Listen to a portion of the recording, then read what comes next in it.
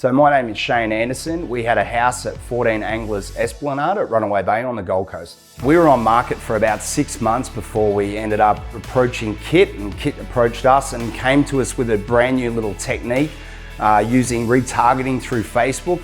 Originally we were a little skeptical about it, but after seeing the results that they got in such a short period of time, just absolutely amazed at how quickly that they got the house sold.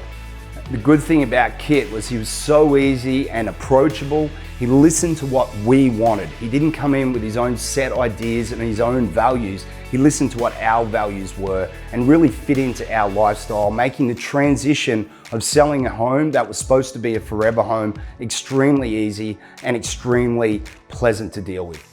I would have no hesitation at all in recommending Kit from Alex Phillips Real Estate to move your property. If you're thinking about using this guy, just absolutely, even though they use techniques that you may not be familiar with, all I can say from personal experience is trust his process, trust his personality, and take a chance on Kit because you will not regret it.